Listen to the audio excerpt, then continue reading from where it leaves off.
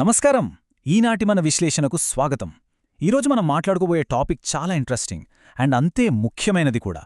దేశంలోనే అత్యంత వేగంగా వృద్ధి చెందుతున్న మన హైదరాబాద్ నగరం గురించి ఈరోజు మాట్లాడుకోబోతున్నాం. నిజం చెప్పాలంటే ఇప్పుడు హైదరాబాద్ ఒక గోల్డెన్ అవర్లో ఉందనే చెప్పాలి. పెట్టుబడి పెట్టాలా వద్దా అని ఆలోచిస్తూ టైం వేస్ట్ చేస్తే ఫ్యూచర్లో ఖచ్చితంగా పశ్చాత్తాపపడాల్సి వస్తుందని మార్కెట్ అనలిస్టులు గట్టిగా చెప్తున్నారు.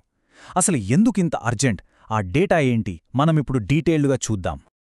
ఓకే, ఇక అసలు విషయంలోకి వెళ్దాం. చాలామంది ఇన్వెస్టర్ల మైండ్లో తిరిగే అతి పెద్ద డైలమా ఇదే. ధరలేమైనా తగ్గుతాయేమో, కొంచెం వెయిట్ చేద్దామా అని. కాని మీరు వింటే ఆశ్చర్యపోతారు. ఇలా వెయిట్ చేయడం వల్లే సంపద సృష్టించే అవకాశాలను చేజేతులా కోల్పోతున్నామని రిపోర్ట్స్ చెబుతున్నాయి. నిర్ణయం తీసుకోవడంలో ఒక్క చిన్న జాప్యం భవిష్యత్లో ఎంత పెద్ద నెగటివ్ ఇంపాక్ట్ చూపిస్తుందో ఈ డేటా మనకు క్లియర్గా ఎక్స్ప్లెయిన్ చేస్తోంది. మనలో చాలామంది ఎప్పుడో ఒకసారి అని ఉంటారు, లేదా మన చుట్టుపక్కల వాళ్ళంటుంటే విని ఉంటారు, అరెరే 10 ఏళ్ల క్రితమే ఆ స్థలం కొనుంటే బాగుండేది కదా అని. అవునా? ఎగ్జాక్ట్లీ ఇదే ఫీలింగ్ కరెక్ట్ టైంలో డెసిషన్ తీసుకోకపోతే మరో 10 ఏళ్ల తర్వాత కూడా మళ్లీ వస్తుందని మార్కెట్ ట్రెండ్స్ ఖచ్చితంగా చెప్తున్నాయి.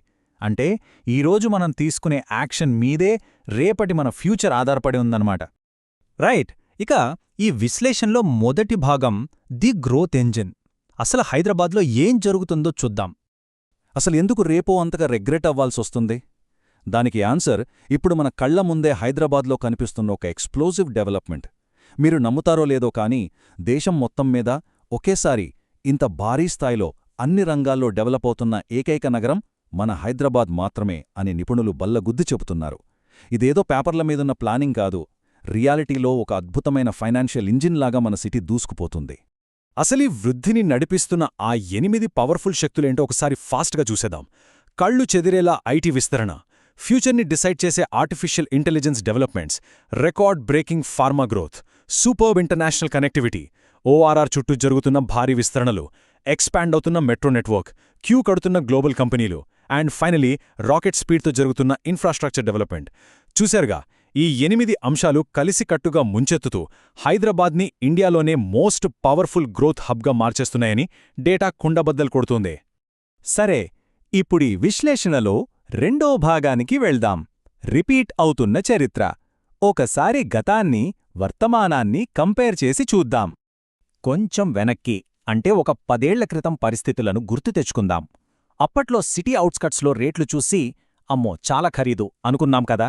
కాని మ్యాజిక్ ఏంటంటే నేటి ధరలతో పోల్చి చూస్తే అప్పటి రేట్లు ఎంత చీపుగా ఉండేవో ఇప్పుడు అర్థమవుతోంది. దీన్నే మార్కెట్ పరిభాషలో కాగ్నిటివ్ డిసనెన్స్ అంటారు. అంటే ఎప్పటికప్పుడు ఆనాటి ధరలే మనకు పీక్ స్టేజ్లో ఉన్నాయనిపిస్తాయి. వాస్తవమేంటంటే చరిత్ర మళ్లీ కళ్ల ముందే రిపీట్ అవుతోంది. ఈరోజేది ఖరీదు అనిపిస్తోందో రాబోయే 10 ఏళ్లలో ఖచ్చితంగా అదే చాలా చవక అనిపిస్తుందని హిస్టారికల్ డేటా స్పష్టంగా ప్రూవ్ చేస్తోంది. ఇదే పాయింట్లో చాలామందికొచ్చే ఇంకో థాట్, కొంచెం వెయిట్ చేద్దాం, ముందు ముందు రేట్లేమన్నా తగ్గుతాయేమో కదా.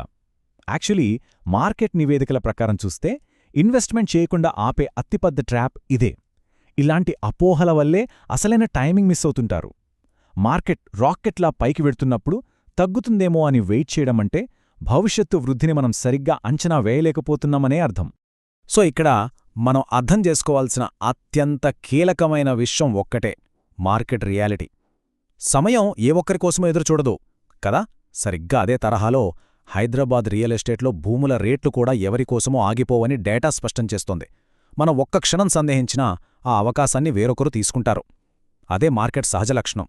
కాబట్టి డెసిషన్ తీసుకోవడంలో లేట్ చేస్తే ఒక అద్భుతమైన అవకాశాన్ని శాశ్వతంగా వదులుకున్నట్లే అని రియాలిటీ మనకు చెప్తోంది. ఇక మన విశ్లేషణలో ఆఖరి మూడో భాగానికి వచ్చేశాం. సంపద, భద్రత మరియు హోదా. అసలు ఒక ప్రాపర్టీ కొనడమంటే ఏంటో చూద్దాం. అసలు హైదరాబాద్లో ప్రాపర్టీ కొనడమంటే కేవలం ఒక రిజిస్ట్రేషన్ పేపర్ కొనిపెట్టుకోవడం కాదు. నిపుణులు దీన్ని ఒక పవర్ఫుల్ ఫైనాన్షియల్ స్ట్రాటజీగా 4 స్టెప్స్లో వివరిస్తున్నారు. ఫస్ట్, సరైన ప్రాపర్టీలో ఇన్వెస్ట్ చేయడం. సెకండ్, ఆ ఇన్వెస్ట్మెంట్ ద్వారా ఒక స్థిరమైన, శాశ్వతమైన సంపదను క్రియేట్ చేయడం. థర్డ్, ఇది కేవలం మనకే కాదు, మన రాబోయే తరాలకు కూడా స్ట్రాంగ్ ఫైనాన్షియల్ సెక్యూరిటీని ఇస్తుంది. ఇక ఫైనలీ ఈ స్టెప్స్ అన్నీ కలిసి సమాజంలో మనకంటూ ఒక అత్యున్నతమైన హోదాను తీసుకువస్తాయి. అంటే ఇది సింపుల్గా చెప్పాలంటే ఒక మల్టీ జనరేషనల్ వెల్త్ క్రియేషన్ అన్నమాట. మనం ఈ విశ్లేషణను ముగించే ముందు ఒక్కసారి ఈ ఫ్యాక్ట్స్ గురించి సీరియస్గా ఆలోచించండి. మార్కెట్ లెక్కలు, ఇన్ఫ్రాస్ట్రక్చర్ ప్లాన్స్ అన్నీ కూడా చాలా క్లియర్ సిగ్నల్స్ ఇస్తున్నాయి.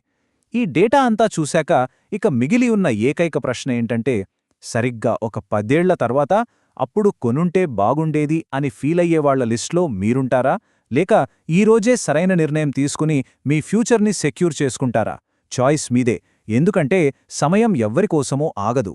ఈనాటి విశ్లేషణ ద్వారా మార్కెట్ ట్రెండ్స్ మీకు ఎంతో స్పష్టంగా అర్థమయ్యాయని ఆశిస్తున్నాను. మళ్ళీ మరో ఆసక్తికరమైన అంశంతో కలుద్దాం. అప్పటివరకు సెలవు.